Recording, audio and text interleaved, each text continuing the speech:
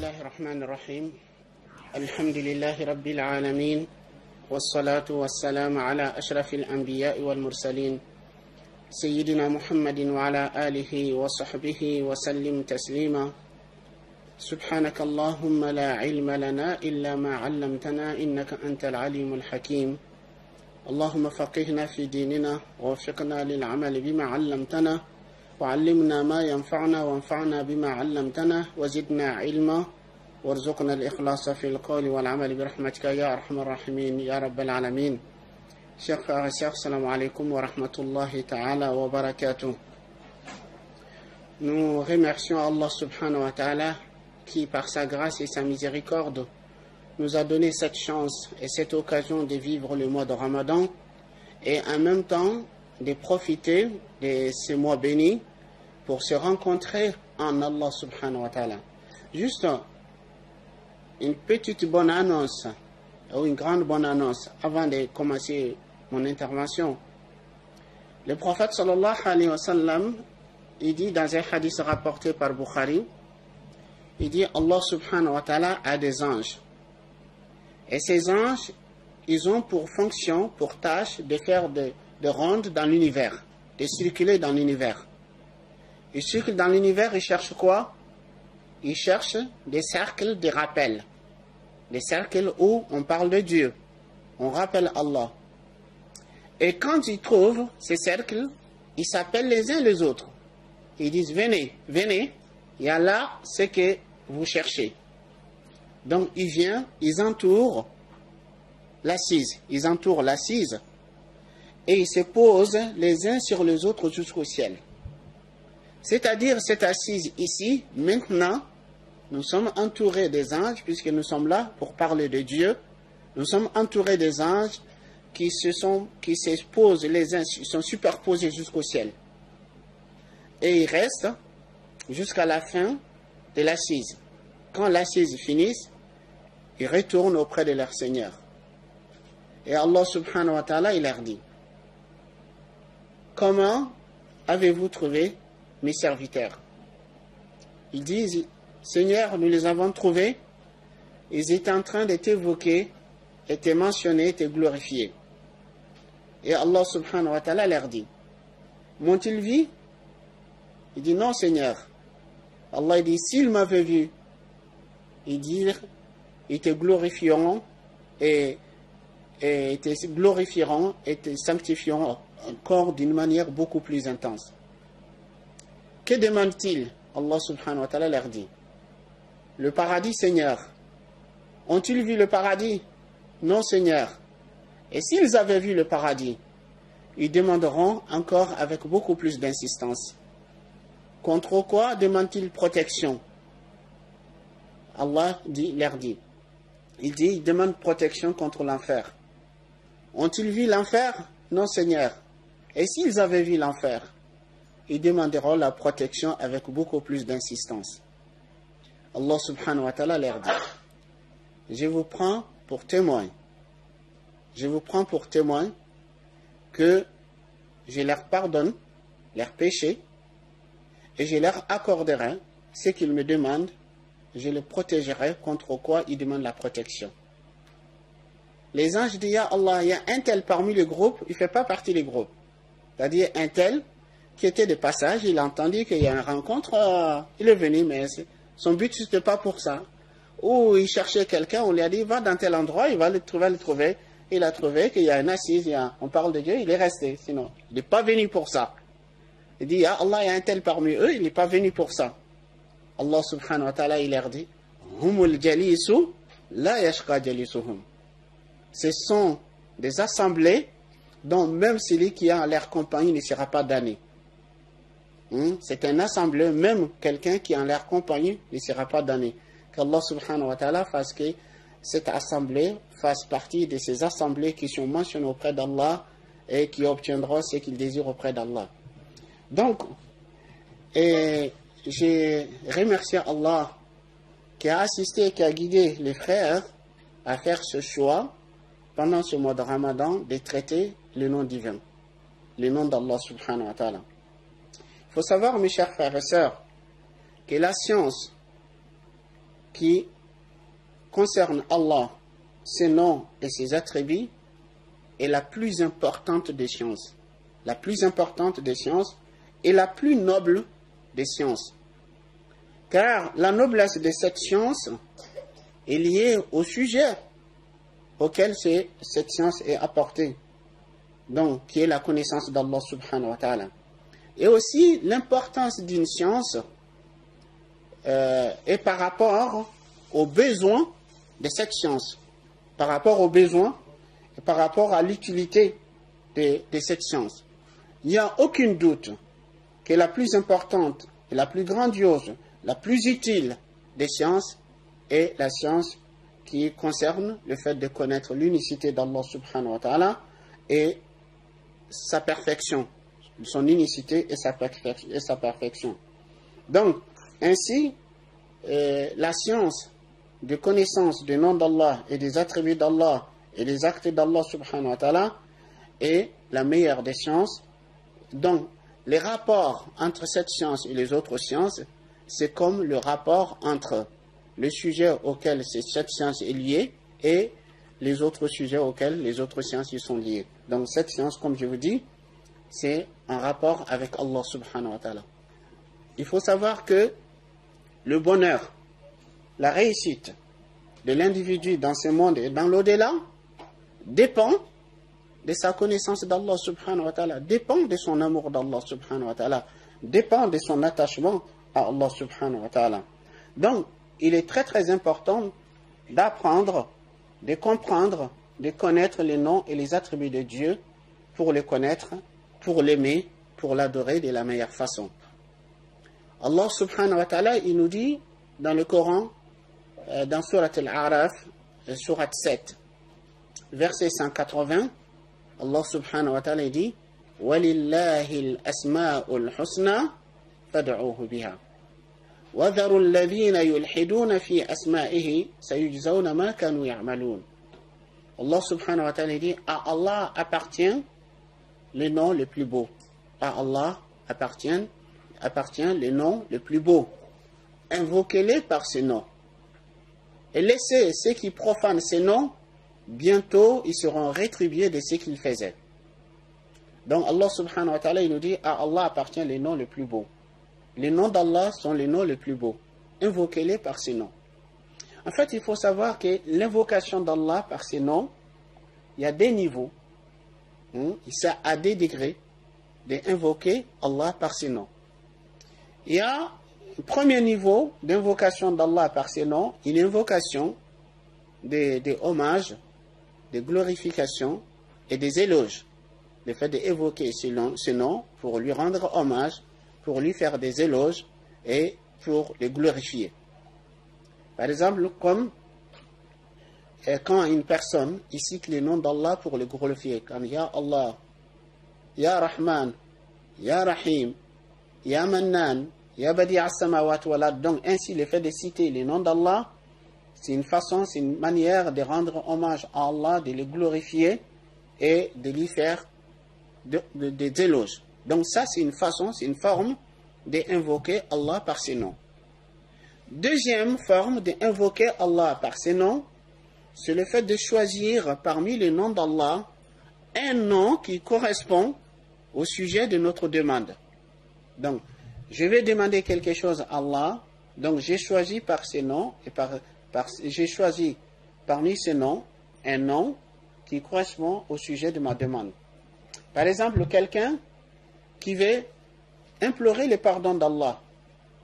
Quelqu'un qui veut implorer le pardon, donc je vais choisir parmi les noms d'Allah un nom qui correspond à l'objet de ma demande. Donc je vais dire Ya Ghafour, ô toi, le grand pardonneur, Ya Ghaffar, le grand pardonneur, Irfirli, pardonne-moi.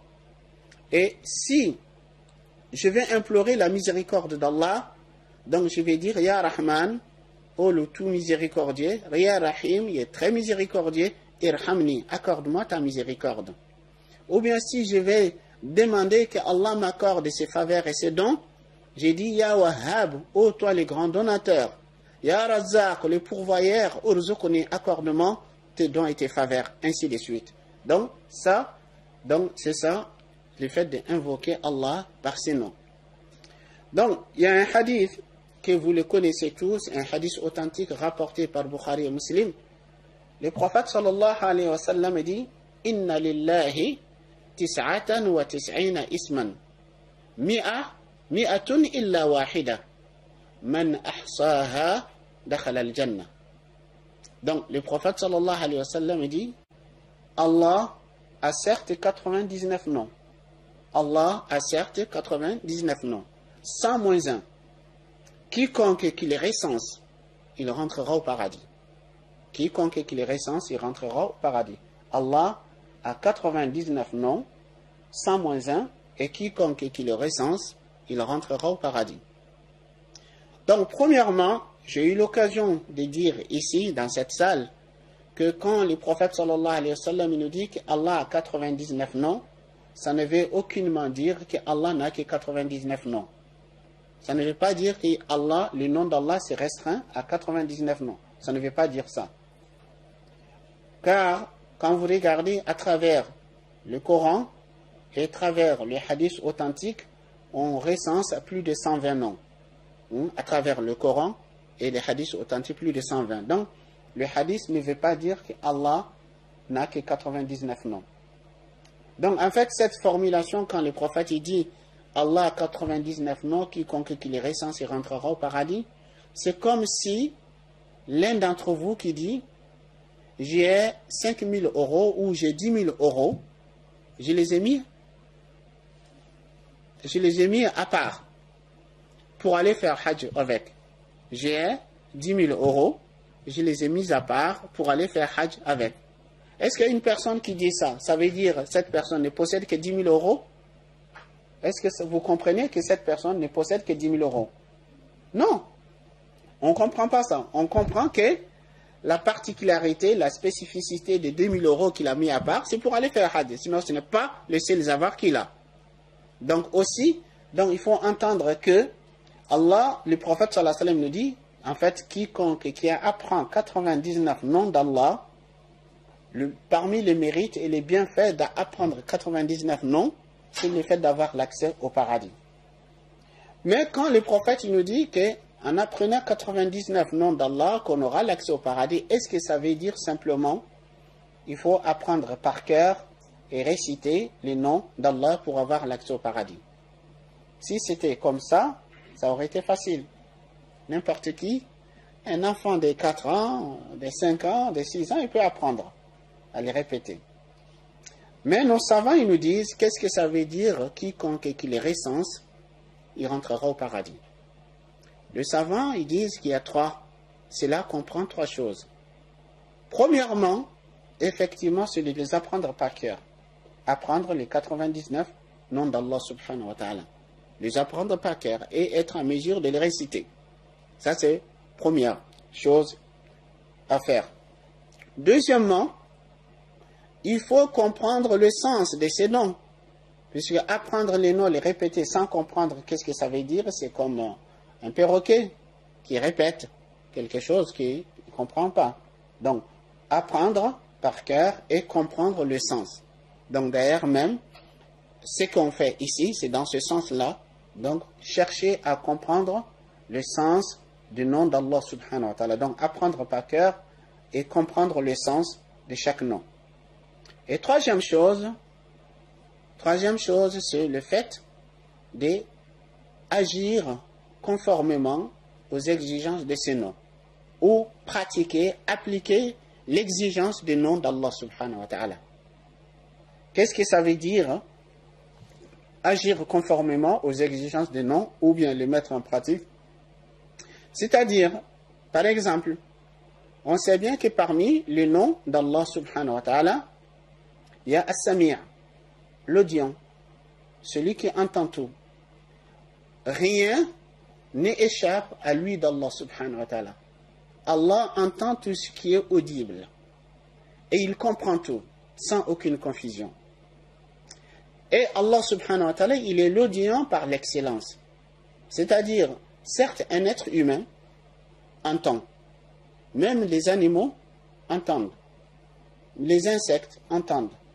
Mais aucune créature qui entend ne peut être comparée à Allah subhanahu wa ta'ala. Par exemple, les hommes peuvent entendre certains sons.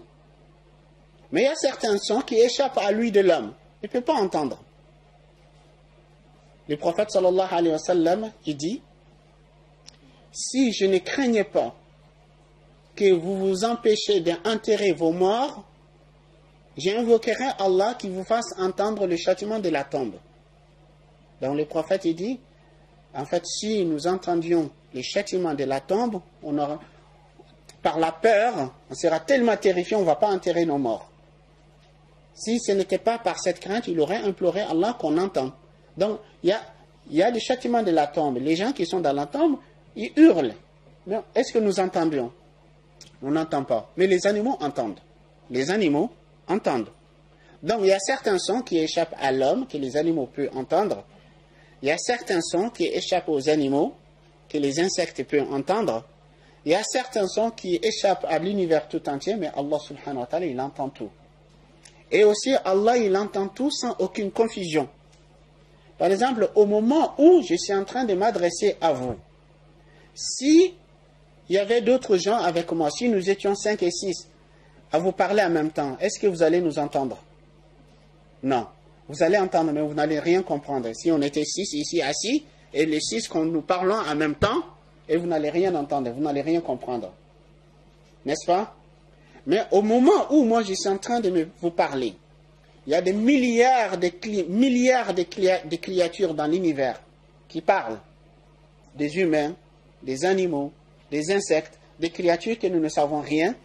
Allah subhanahu wa ta'ala entend tout au même moment, il comprend tout sans aucune confusion. Il est l'audient par l'excellence. Donc le fait que je sois conscient que Allah est audient, il entend tout. Donc pour me conformer aux exigences de ces noms, ça veut dire je vais dire des choses qui plaisent à Allah. Par exemple, je vais lire le Coran, je vais glorifier Allah, je vais lui rendre hommage, je vais prêcher la bonne parole, je vais conseiller de bons conseils aux gens. Pourquoi? Car je sais que Allah aime. Allah aime ces choses, je sais qu'il m'entend. Donc le fait que je suis conscient qu'il m'entend, je dis des choses qui lui plaisent pour lui plaire. Et aussi le fait que je sois conscient que Allah il m'entend, je m'empêcherai de faire des médisances, de faire des calomnies, des insultes, des propos grossiers et des paroles qui déplaisent à Allah subhanahu wa ta'ala. Je vais m'empêcher de dire des choses qui déplaisent à Allah parce que je suis conscient qu'il m'entend. C'est ça qui veut dire c'est conformer aux exigences de chaque nom. Donc aussi parmi les noms d'Allah, Al-Basir, les clairvoyants, je sais qu'Allah il voit tout, rien ne lui échappe. Donc le fait que je sois conscient qu'Allah il voit tout, je vais tout faire pour être dans des endroits où Allah aime me voir là-bas. Par exemple, dans la mosquée, dans le cercle d'apprentissage, dans le cercle du rappel, je sais que ces endroits, ce sont des endroits aimés par Allah. Donc j'aime être dans ces endroits pour que Allah me voie dans le lieu, dans un endroit où il aime me voir. Donc aussi j'évite, je m'empêche, je m'interdis de me rendre, d'aller dans des endroits, dans le lieu où Allah n'aime pas. Afin que Allah ne me voie pas dans les lieux, dans des endroits ou dans des situations que Allah n'aime pas. Donc, puisque je suis conscient que Allah est clairvoyant. Donc, c'est ça qui veut dire le fait de se conformer aux exigences de chaque nom. Donc, apprendre par cœur et comprendre les sens et se conformer aux exigences de chaque nom. Donc, le nom que nous allons traiter aujourd'hui, il fait partie, c'est un nom grandiose parmi les noms d'Allah, un nom très très important. Ce nom, c'est Al-Wadoud. Al-Wadoud, les tout affectueux. Donc, Al-Wadoud, ce nom, donc, il fait partie des plus beaux noms d'Allah subhanahu wa ta'ala. Et ces noms, les racines de ces noms, ça vient de Al-Wud. Al-Wud qui veut dire l'affection, qui signifie l'amour. L'affection, l'amour. Donc, mais, ici, Al-Wadoud, c'est la forme intense. C'est Siratu Mubalara dans la langue arabe. C'est une forme intense. Ce n'est pas seulement l'affectueux, mais vraiment les très affectueux, les tout affectueux. Donc, qu'est-ce que ça veut dire? Qu'est-ce que signifie ce que signifie le tout affectueux? Donc, ça veut dire Allah aime ses serviteurs vertueux. Allah aime ses serviteurs vertueux et aussi il est aimé de ses serviteurs vertueux. C'est ça qui veut dire l'Wadoud. Il aime ses serviteurs vertueux. Il est aimé aussi de ses serviteurs vertueux. Donc c'est ça le sens de l'Wadoud. Donc en fait quand on dit l'affection ça veut dire quoi? Donc certes l'affection c'est de l'amour, mais un amour qui pousse à agir envers qui on aime. À agir envers qui on aime par la compassion, par la bonté, par la bienveillance et par la protection. Quand on est affectueux à l'égard de quelqu'un, on le protège. Par exemple, un père ou une mère qui a de l'affection envers son enfant, il ne va pas laisser son enfant s'exposer à des risques, à des dangers. Il fera tout pour le protéger par l'affection. Donc quand on est à l'affection, on va agir avec compassion envers celui qu'on aime. Et quand on a de l'affection, on va avoir la bonté envers celui qu'on aime. Quand on a l'affection, on aura la bienveillance à l'égard de celui qu'on aime. Donc, ainsi, le nom d'Allah subhanahu wa ta'ala, Al-Wadoud, donc il est l'affectueux, donc il est celui qui aime ses serviteurs et qui est aimé aussi de ses serviteurs. Et encore en plus, le Wadoud aussi, c'est celui qui aime se faire aimer. C'est celui qui s'est fait aimer. Qui s'est fait aimer. Donc, certains savants, ils disent, ce n'est pas étonnant qu'un pauvre se fasse aimer au riche.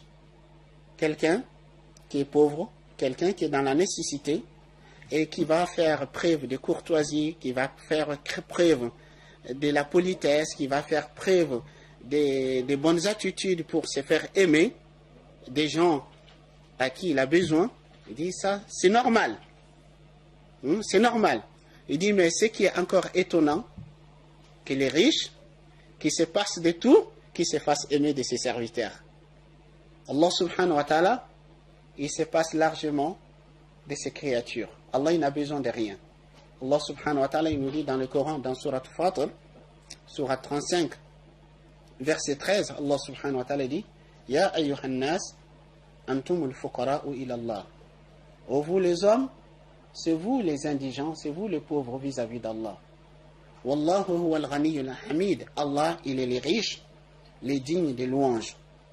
Allah, il est les riches, c'est-à-dire il est celui qui se passe de tout et il est digne des louanges. Donc en fait, Al-Wadoud, parmi le nom d'Allah qui veut dire l'affectueux, c'est lui qui aime ses serviteurs et qui est aimé de ses serviteurs aussi, qui aime se faire aimer. Il aime se faire aimer de ses serviteurs. En fait, quand vous regardez, Allah subhanahu wa ta'ala, il se fait aimer de ses serviteurs par ses bienveillances, par sa bonté, par sa miséricorde et par ses faveurs et ses grâces. Donc, c'est-à-dire, Allah subhanahu wa ta'ala, il nous accorde ses faveurs et ses bienfaits pour se faire aimer.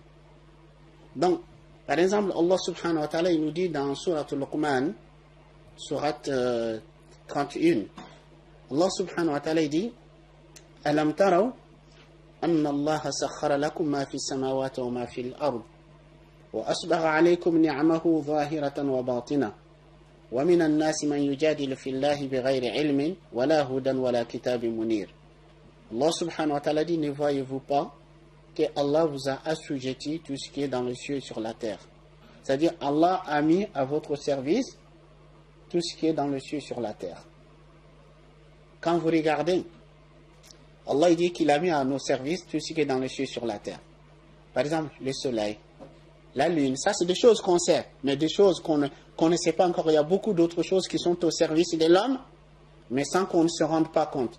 Le soleil, la lune, comment dirais-je quoi, les galaxies, et il y a énormément de choses que Allah il a créées dans le ciel, dans l'espace, qui sont au service de l'homme. Et même les anges, qui sont de nobles créatures, les plus rapprochés d'Allah, ils sont au service de l'homme. Car dans un hadith, le prophète sallallahu alayhi wa sallam, il parle des 5 privilèges, des 5 faveurs que Allah a accordées à cette communauté durant le mois de Ramadan, qui n'ont été accordées à aucune communauté auparavant. Parmi ces 5 privilèges, il dit, les anges implorent les pardons d'Allah en leur faveur jusqu'à la rupture de jeûne. Les anges sont à tes services.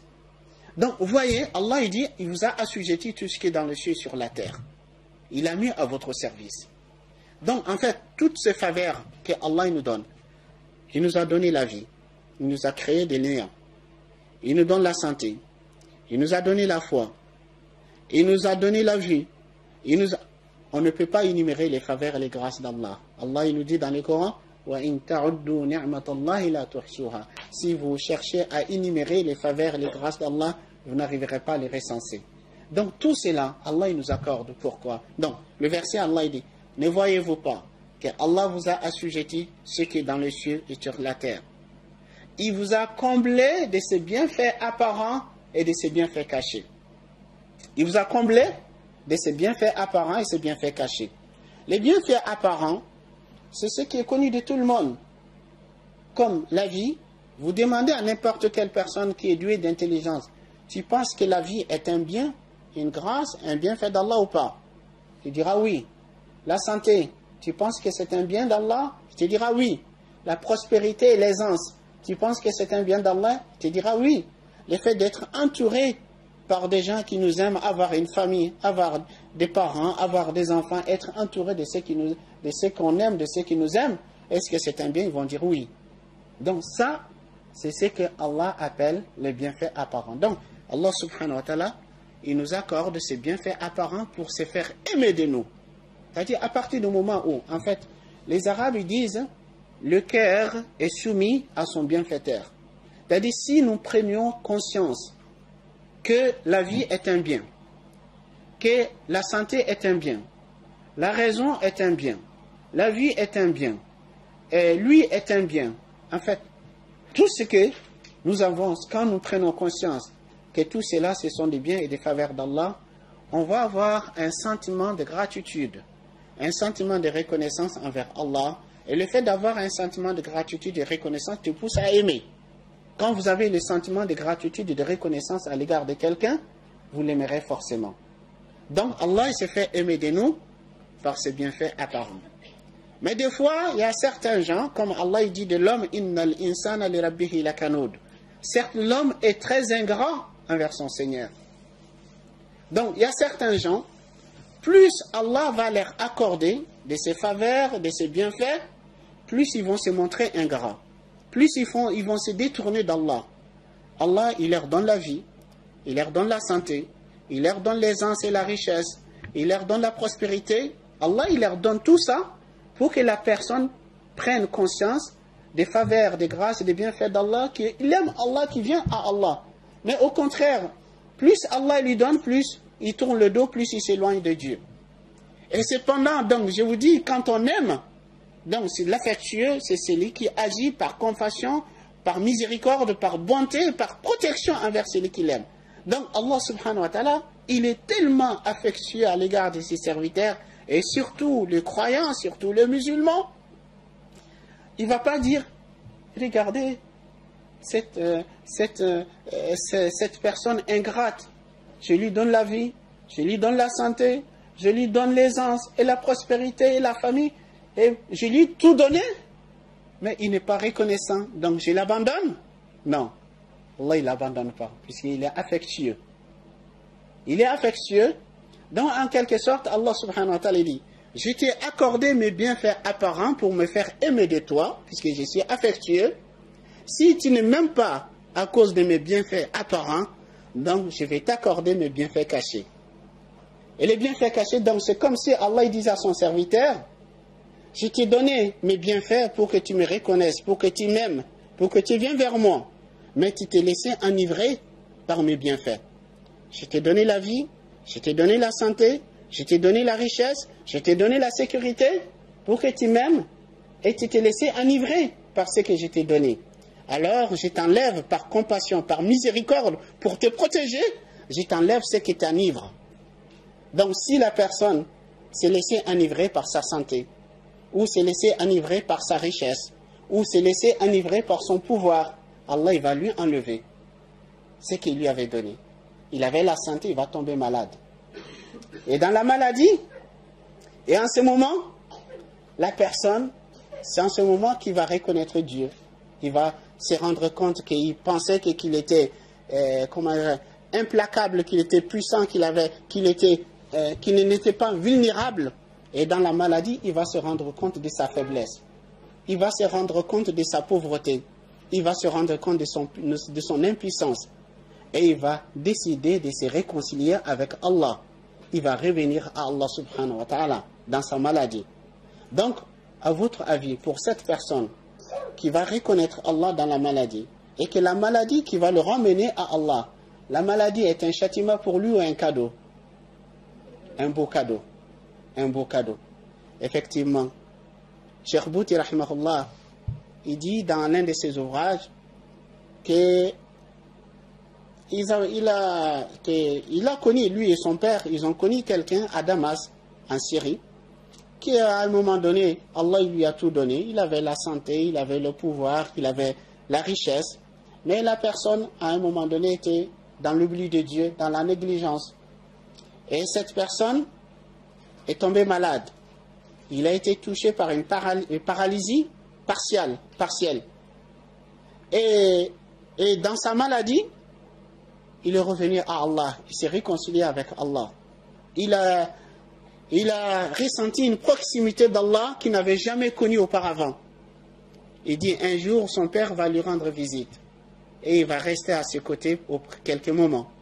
Au moment où il allait partir, il dit, j'implore Allah, le Tout-Puissant, de t'accorder un prompt rétablissement et de te guérir.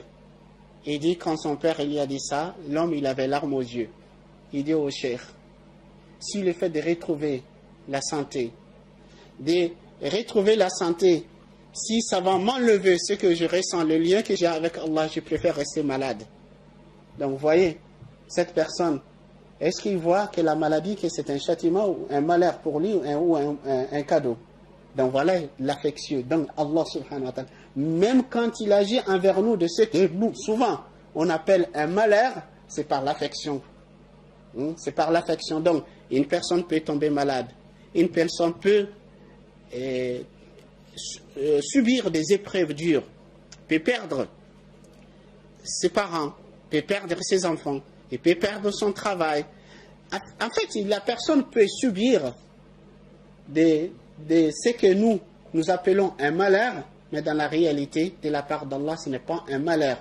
De la part d'Allah, c'est un cadeau, mais c'est un bienfait caché. Donc Allah subhanahu wa ta'ala agit par affection, par bonté à l'égard de ses serviteurs. Donc Allah subhanahu wa ta'ala dit, ne voyez-vous pas que Allah vous a assujetti ce qui est dans le ciel et sur la terre, et vous a comblé de ses bienfaits apparents et ses bienfaits cachés.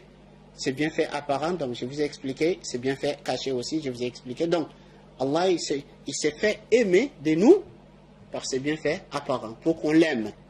Et si certains n'arrivent pas à l'aimer, Allah il les enlève, il leur accorde les bienfaits cachés. Et des fois, très souvent, des gens pour qui Allah leur veut de bien, il ne reconnaîtra pas Allah dans l'aisance, mais dans la misère, dans la pauvreté, il va reconnaître Allah.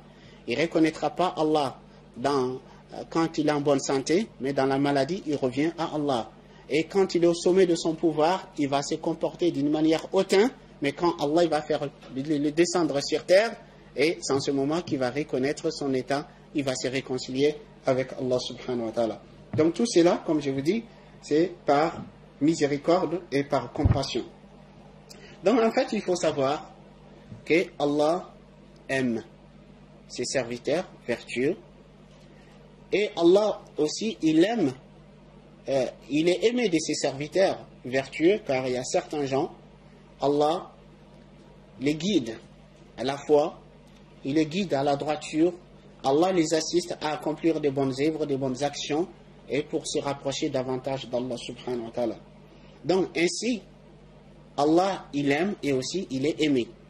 Allah subhanahu wa ta'ala, il nous dit dans le Coran, dans Surat Baqarah, وَمِنَ النَّاسِ مَنْ يَتَّخِذُ مِنْ دُونِ اللَّهِ أَنْدَادًا يُحِبُّونَهُمْ كَحُبِّ اللَّهِ وَالَّذِينَ آمَنُوا أَشَدُّ حُبًّا لِلَّهِ. Il est parmi des hommes qui donnent des égaux à Allah. Ils donnent des égaux à Allah. Comment ils donnent des égaux à Allah? En fait, ils sont des polythéistes.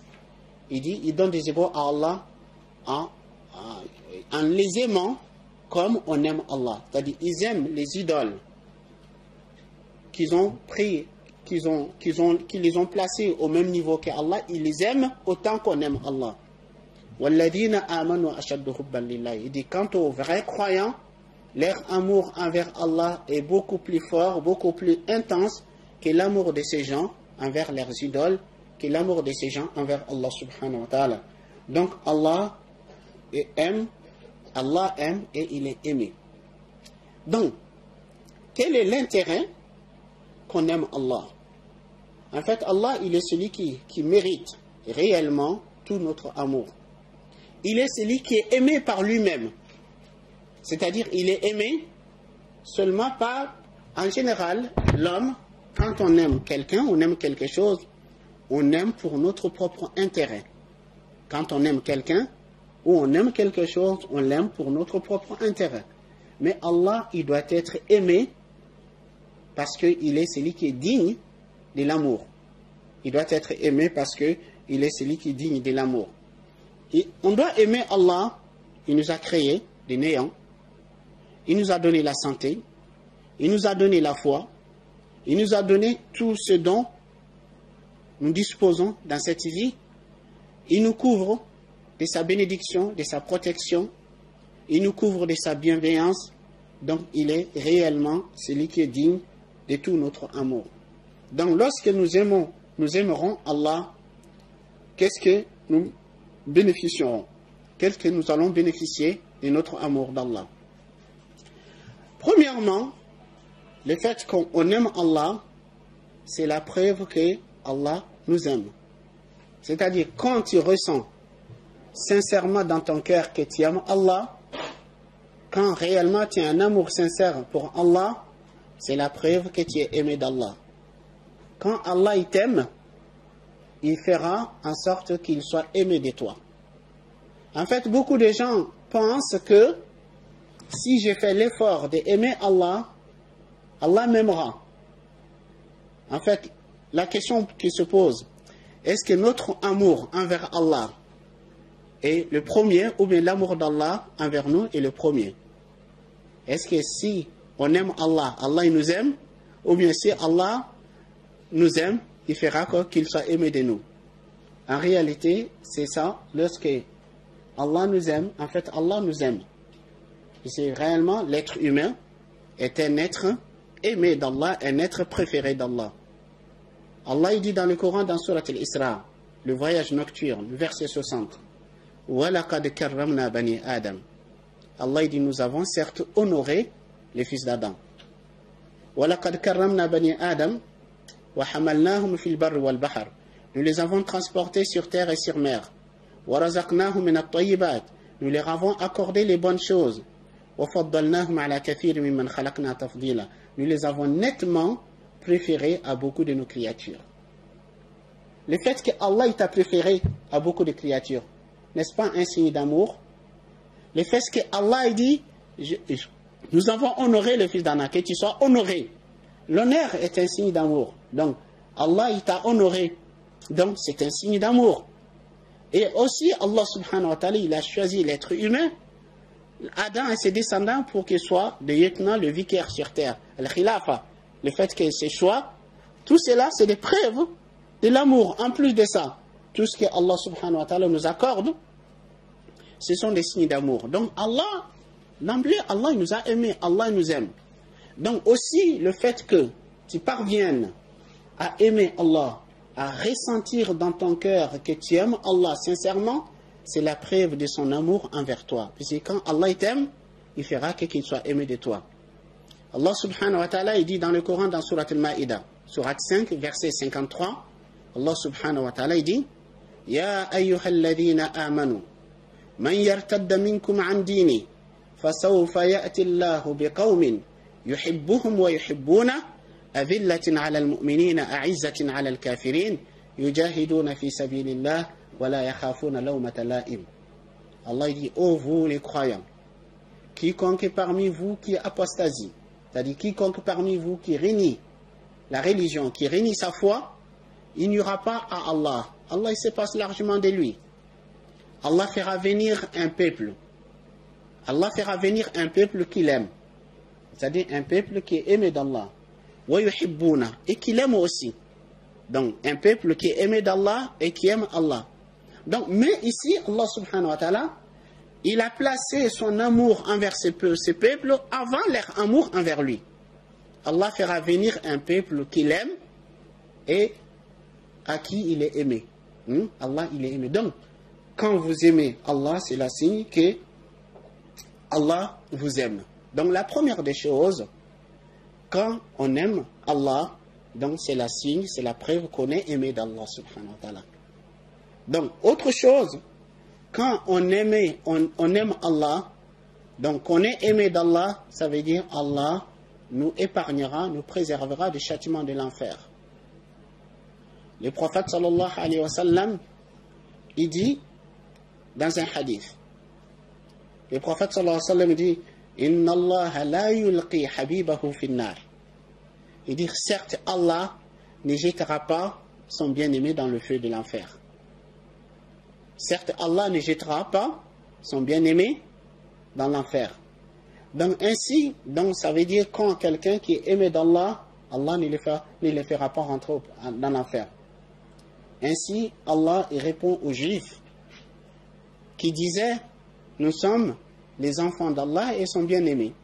Allah subhanahu wa ta'ala nous dit dans Surat Al-Ma'idah, quand les Juifs disent, Nahnu abna'ullahi wa ahibba'uhu. Il dit, nous sommes les enfants d'Allah et son bien-aimé. Allah dit, dis alors, pourquoi il vous châtiera à cause de vos péchés? Si réellement vous étiez son bien-aimé, il ne vous châtiera pas. Donc si vous châtie à cause de vos péchés, ça veut dire que vous n'êtes pas ses bien-aimés. Donc, Allah ne châtie pas ses bien-aimés. Donc maintenant, la question qu'on peut se poser, que faut-il faire pour qu'on soit aimé d'Allah? Que faut-il faire pour qu'on soit aimé d'Allah? En fait, pour répondre à cette question, que faut-il faire pour être aimé d'Allah? Il y a une réponse globale, générale, et on peut donner aussi une réponse détaillée.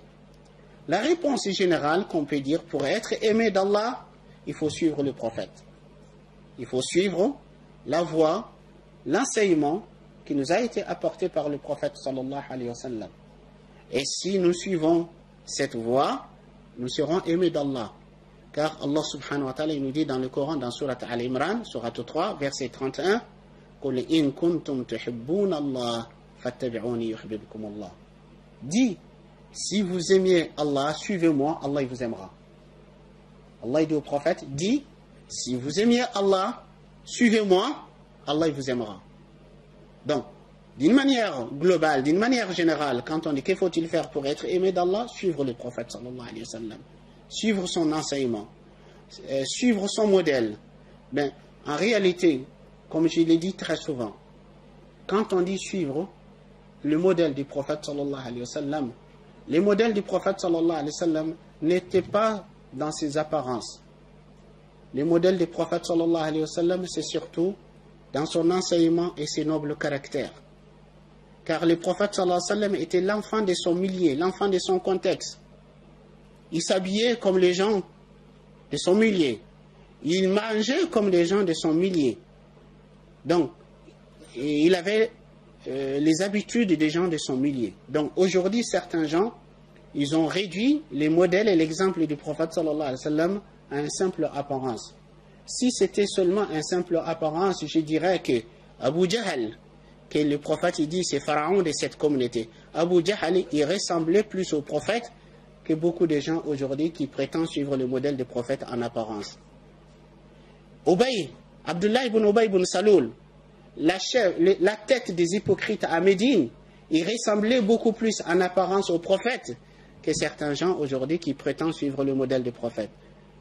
Le prophète sallallahu alayhi wa sallam, son modèle et son exemple, c'est surtout son enseignement, ses nobles caractères et ses bons comportements. Anas ibn Malik radiyallahu anhu, il dit, le prophète sallallahu alayhi wa sallam a dit, ô Anas, ô mon fils, si tu peux, au lever de chaque jour et au coucher de chaque jour, de ne rien avoir dans ton cœur, comme des rancœurs, comme des rancunes, comme la jalousie, comme la haine, à l'égard de qui que ce soit parmi les musulmans, fais-le. Car ceci fait partie de ma tradition. C'est-à-dire, purifie ton cœur. Fais l'effort d'avoir un cœur pur et net. Que tu ne portes rien dans ton cœur à l'égard de qui que ce soit. Si tu peux faire ça, fais-le. Ça fait partie de ma tradition. Et celui qui fait vivre ma tradition, il m'aura aimé. Et celui qui m'aime, il sera avec moi au paradis.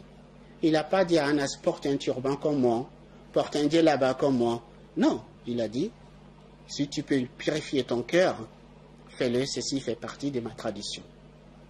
Donc, certes, celui qui veut s'habiller en apparence comme le prophète sallallahu alayhi wa sallam, bien sûr, sera récompensé si par l'amour du prophète sallallahu alayhi wa sallam, mais le modèle et l'exemple du prophète ne se réduisent pas à ça. Parce que si, soi-disant, qu'on s'habille comme le prophète ou bien comme le compagnon, mais en même temps, on a un comportement des hypocrites, un comportement des mécréants, un comportement des pervers, en réalité, on n'a rien à voir avec le prophète sallallahu alayhi wa sallam.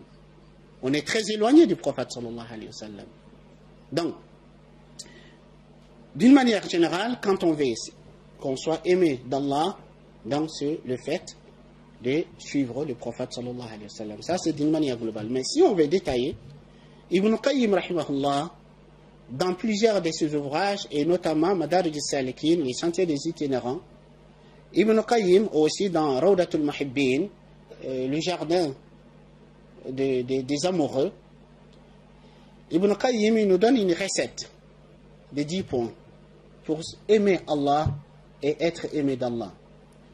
Donc Ibn Qayyim, il dit, si on veut réellement aimer Allah, on veut qu'on soit aimé d'Allah, dit premièrement, le fait d'apprendre à connaître Allah à travers ses noms et ses attributs.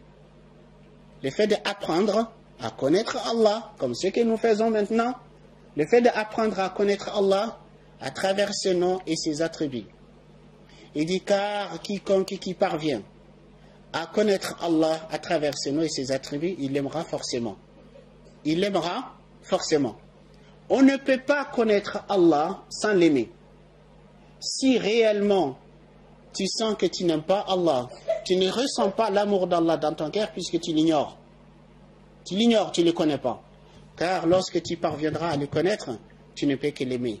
Car tu te rendras compte que vraiment qu'il est celui qui est digne de l'amour. Donc la première des choses, c'est d'apprendre à connaître Allah à travers ses noms et ses attributs. Deuxième chose, Ibn Qayyim, rahimahullah, il nous dit, le fait de chercher à se rapprocher de Dieu à travers les œuvres surrogatoires après avoir accompli les obligations. Le fait de chercher à se rapprocher de Dieu à travers les œuvres surrogatoires après avoir accompli les obligations. Donc, le prophète sallallahu alayhi wa sallam, il nous dit dans le hadith Qudsi, le prophète, il dit, Allah subhanahu wa ta'ala, il dit, Man aada li waliyan faqad adhantuhu bil harb. وما تقرب إلي عبدي بشيء أحب إلي مما افترضته عليه ولا يزال عبدي يتقرب إلي بالنوافل حتى أحبه فإذا أحببته كنت سمعه الذي يسمع به وبصره الذي يبصر به ويده التي يبطش بها ورجله التي يمشي بها ولئن سألني لأعطينه ولئن استعاذني لأعيذنه. Donc il dit, le fait de chercher à se rapprocher de Dieu à travers les œuvres surrogatoires après avoir accompli les obligations. C'est-à-dire, on ne se limite pas seulement aux obligations. Certes, la personne qui observe strictement les obligations aura l'accès au paradis. Le prophète sallallahu alayhi wa sallam, celui qui l'a dit. Mais si on veut qu'on soit parmi les rapprochés de Dieu, il ne faut pas se limiter seulement aux obligations. Dans le hadith Qudsi, Allah subhanahu wa ta'ala dit, quiconque qui a l'inimitié à l'égard l'un de mes bien-aimés, je lui déclare la guerre. Car Allah, il est le protecteur et le garant de ses amis, de ses bien-aimés. Comment on peut être du nombre des bien-aimés d'Allah, de rapprocher de Dieu? La suite du hadith nous dit وَمَا تَقَرَّبَ إِلَيَّ عَبْدِي بِشَيْءٍ أَحَبَّ إِلَيَّ مِمَّا افْتَرَضْتُهُ عَلَيْهِ. Mon serviteur ne se rapprochera de moi à travers une œuvre que j'aime plus que ce que je lui ai prescrit comme obligation. Les œuvres les plus aimées d'Allah, les œuvres qui nous rapprochent le plus d'Allah, c'est d'abord les obligations. Le fait d'observer strictement les obligations. Les 5 prières quotidiennes, la zakat si on est redevable, le jeûne du mois de Ramadan, le pèlerinage, le respect de ses parents, le respect des voisins. Donc, les obligations. Donc, dans le deux sens aussi, le fait de s'abstenir des interdictions. C'est les choses les plus aimées d'Allah, les choses qui nous rapprochent le plus d'Allah. Donc, mais malheureusement, aujourd'hui, vous trouvez beaucoup de gens qui négligent les obligations. Ils sont négligents, ils sont laxistes par rapport aux obligations. Mais après, ils veulent faire des œuvres surrogatoires. Non, Allah il n'acceptera pas de toi des œuvres surrogatoires tant que tu n'étais pas acquitté de tes obligations. Donc, Allah il dit, et mon serviteur ne cessera de se rapprocher de moi à travers les œuvres surrogatoires jusqu'à ce que je l'aime. Et quand je l'aimerai, je serai son nuit avec laquelle il entend, sa vie avec laquelle il voit, ses mains avec lesquelles il saisit, ses pieds avec lesquels il marche. S'il me demande, je lui accorderai ce qu'il me demande. S'il me demande de protection, je le protégerai. Donc, on avait dit, apprendre à connaître Allah à travers ses noms et ses attributs, se rapprocher de lui à travers les œuvres surrogatoires après avoir accompli les obligations. La lecture du Coran, donc troisième, la lecture du Coran avec méditation et compréhension. Donc Ibn Qayyim nous dit, la lecture du Coran, le fait de lire le Coran, mais non seulement lire comme ça, comme on lit n'importe quel livre, mais de le lire avec méditation, avec compréhension, comme si le Coran est un courrier, est un message adressé à tout un chacun d'entre nous. C'est comme si l'un d'entre nous, qui est amoureux ou qui est amoureuse, qui reçoit un courrier de son bien-aimé. De quelle manière, de quelle façon va-t-il ou va-t-elle lire ce courrier? Attentivement ou avec négligence? Très attentivement. Donc de même manière, de même façon, on doit lire le Coran comme si c'est un message qui s'adresse à tout un chacun. Ibn al-Jawzi rapporte dans son ouvrage Manaqib Imam Ahmad Ibn Hanbal, en fait les vertus, le mérite d'Imam Ibn Jawzi a écrit la biographie d'Imam Ahmad ibn Hanbal et ses mérites. Et dans cet ouvrage, il dit que Imam Ahmad ibn Hanbal a rêvé d'Allah plusieurs fois. Donc, je crois, Wallah alam, on dit 60 fois ou je ne sais pas, 70 fois. Il a rêvé d'Allah. Ça ne veut pas dire qu'il a vu Allah, mais dans son rêve, il voit qu'Allah s'adresse à lui, il s'adresse à Allah. Et lors de l'un de ses rêves, dans lequel il a rêvé à Allah, il a posé cette question à Allah. Ya Allah, comment peut-on s'approcher de toi? Par quel moyen on se rapproche de toi? Il a dit, oh Ahmad, par ma parole. Par ma parole, c'est-à-dire le Coran. Et Imam Ahmad, il dit, en le comprenant ou sans comprendre? Il dit, en le comprenant et sans comprendre aussi. En le comprenant et sans comprendre aussi. Donc le Coran est un excellent moyen qui peut nous permettre à aimer Allah et aussi de se faire aimer d'Allah subhanahu wa ta'ala.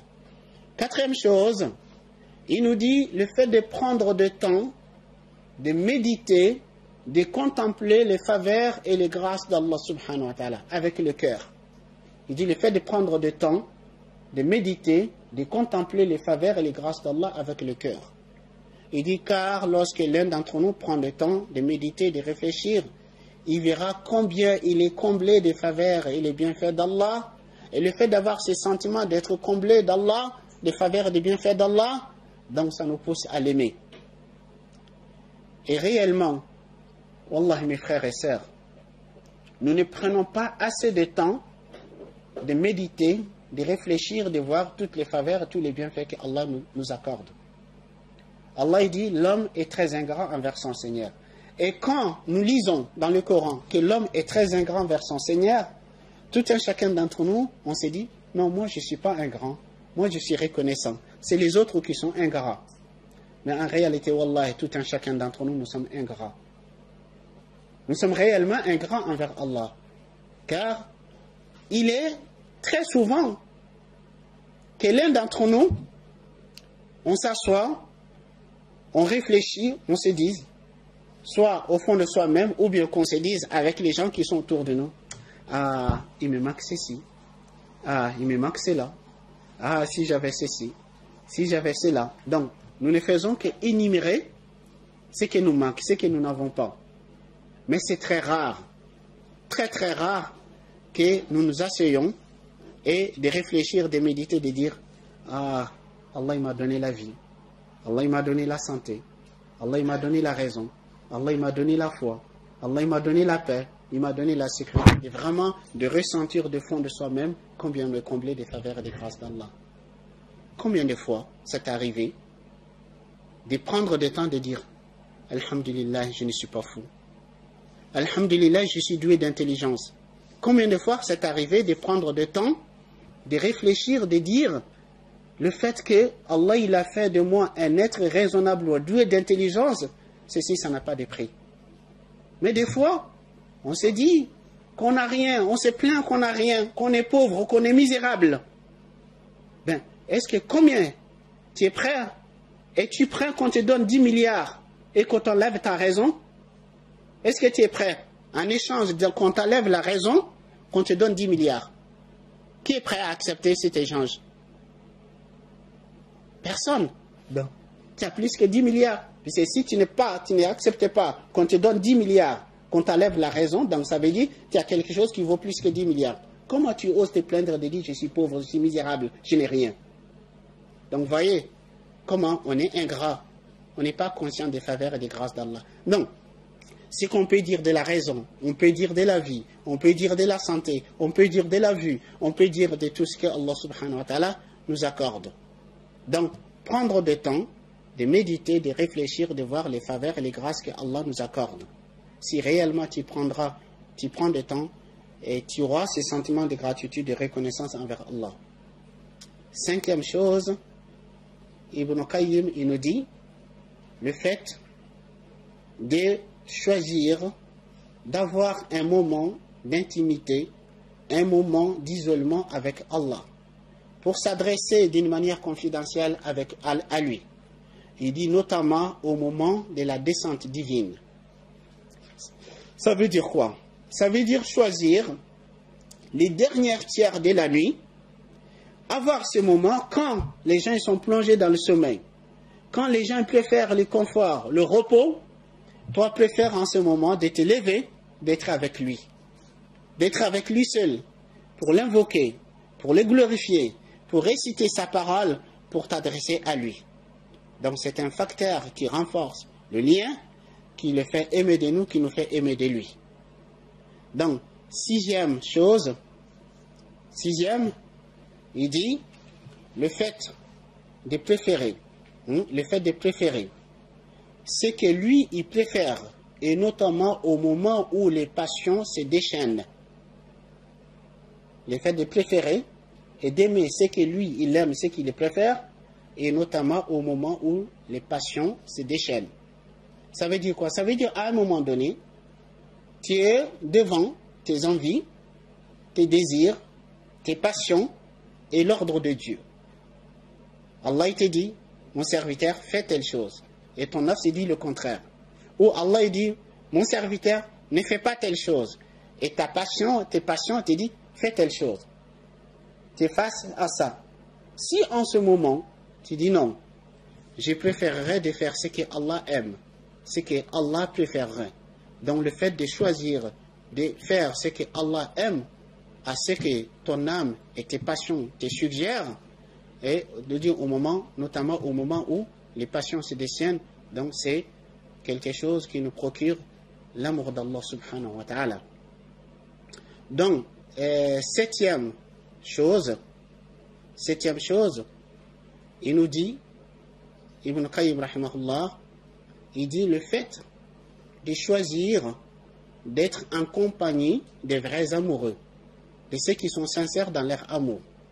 le fait de choisir d'être en compagnie des vrais amoureux, des amoureux sincères, et de choisir de leurs bonnes paroles, comme l'on choisisse le meilleur fruit servi sur un plateau, et de ne pas parler que si seulement la parole est nécessaire. C'est-à-dire de chercher des gens sincères dans leurs relations avec Allah, des gens qui aiment Allah, d'être en compagnie de ces gens. Donc le fait d'être en compagnie de ces gens, ça te permettra d'aimer Allah. Car les anciens disaient que la foi et l'amour se transmettent du cœur en cœur. Donc il dit le fait d'être avec les gens sincères et d'écouter leurs bonnes paroles et de ne pas parler sauf si c'est nécessaire. Donc en fait, en quelque sorte, le fait de faire le choix de ses amis, de ses fréquentations, donc si on choisit des gens qui sont dans le cheminement vers Allah, qui sont dans la quête de la proximité d'Allah, en fait, ça va nous motiver aussi à nous lancer dans cette voie. Donc, 7e ou non, 8e ou 9e 8e, d'accord. Je reprends. Donc, il dit, connaître Allah à travers ses noms et ses attributs, c'est rapprocher de lui par les œuvres aussi dérogatoires après les obligations, par la parole d'Allah subhanahu wa ta'ala, la lecture du Coran avec méditation, et le fait de prendre du temps de méditer sur ses faveurs et ses bienfaits, et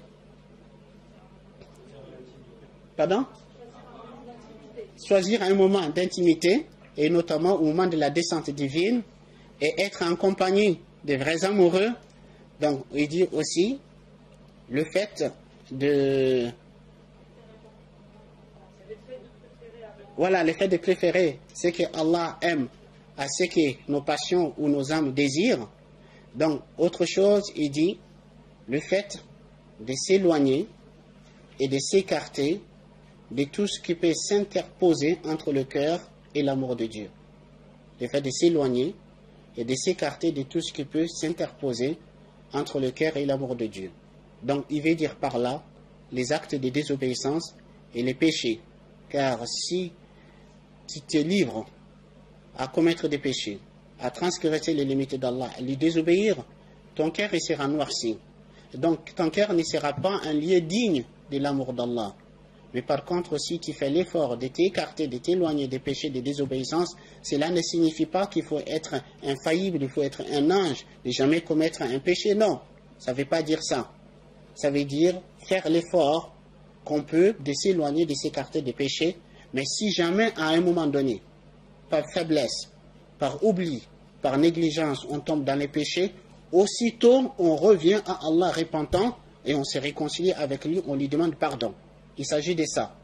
Car nous ne sommes pas des anges donc, qui ne commettent jamais des fautes et des péchés, mais donc, on fait le maximum possible pour s'écarter, s'éloigner des péchés, mais si jamais on commet des péchés, on doit revenir aussitôt repentant à Allah subhanahu wa ta'ala. Et les autres points m'échappent. Ça fait 8 ou 9 9e. On est au 9e. Le 9e, ça... Donc...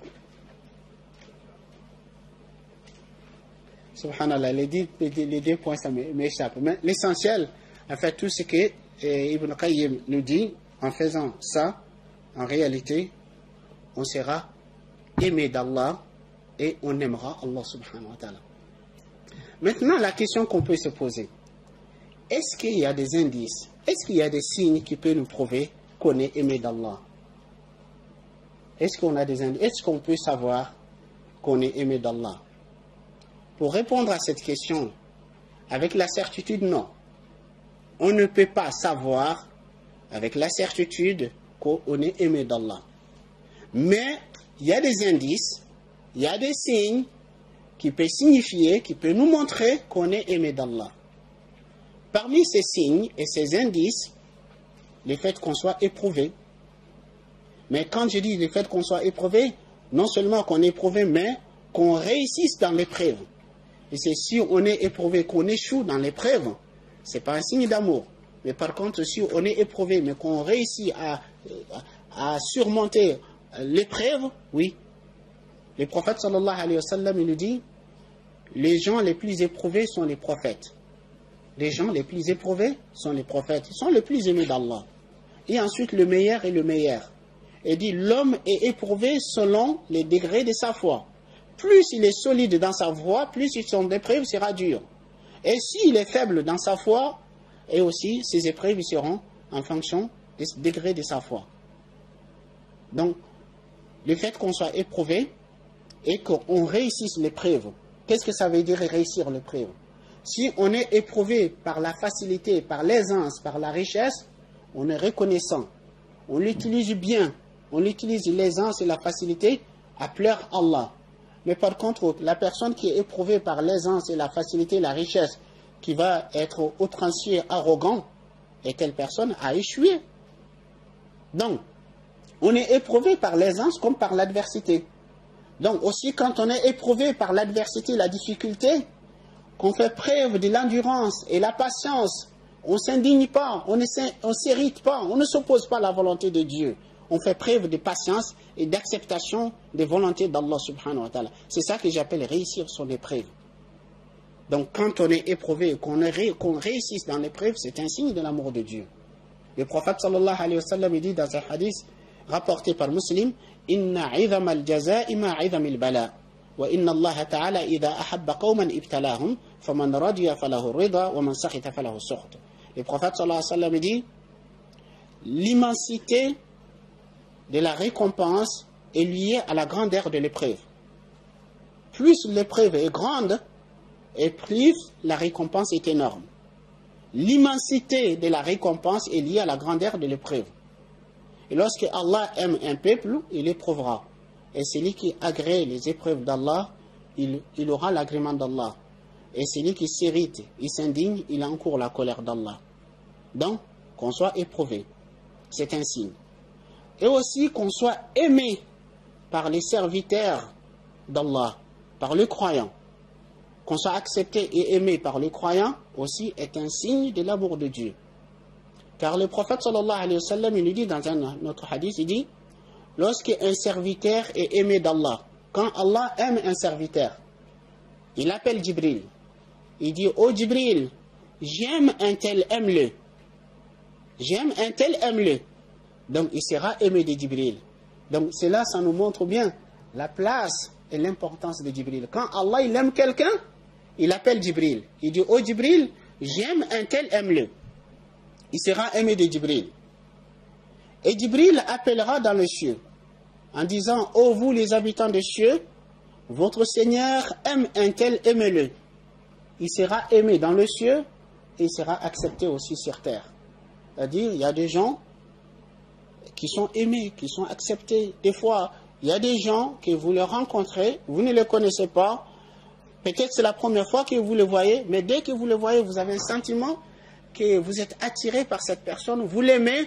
C'est comme si vous êtes familiarisé avec cette personne alors que vous ne le connaissez pas du tout. Donc des gens qui sont aimés, qui sont acceptés par les croyants, donc pas par tout le monde, puis c'est le prophète sallallahu alayhi wa sallam qui est l'être le plus aimé de Dieu. Dans son milieu, il y avait des gens qui les détestaient, les hypocrites et les mécréants. Donc le fait d'être accepté d'une manière générale par les croyants, aimé par les croyants d'une manière générale, est un signe de l'amour d'Allah subhanahu wa ta'ala. Donc, et surtout, et si telle personne, et Allah les préserve dans le droiture, dans le droit chemin jusqu'à la fin de sa vie, oui, c'est une preuve qu'il était aimé d'Allah subhanahu wa ta'ala. Donc, ça, ce sont quelques indices qui nous montrent que, comment dirais-je quoi, que Allah nous aime. Allah subhanahu wa ta'ala dit dans surat Maryam, Inna alladhina amanu wa amilu salihat sayaj'al lahum ar-rahman wudda. Allah dit, certes, à ceux qui croient et qui font de bonnes œuvres, les tout miséricordieux accordera son amour. À ceux qui croient et qui font de bonnes œuvres, les tout miséricordieux accordera son amour. Et les commentateurs du Coran, ils te disent Allah leur accordera son amour, c'est-à-dire ils seront aimés d'Allah et aussi seront aimés des gens. Qu'Allah subhanahu wa ta'ala fasse qu'ils soient aimés de nous. Qu'Allah nous accorde son amour. Qu'Allah fasse qu'on soit aimés de lui. Qu'Allah nous fasse aimer toute œuvre et toute action qui nous rapproche de l'amour d'Allah subhanahu wa ta'ala. Et barakallahu fikum wa salamu alaykum wa rahmatullah.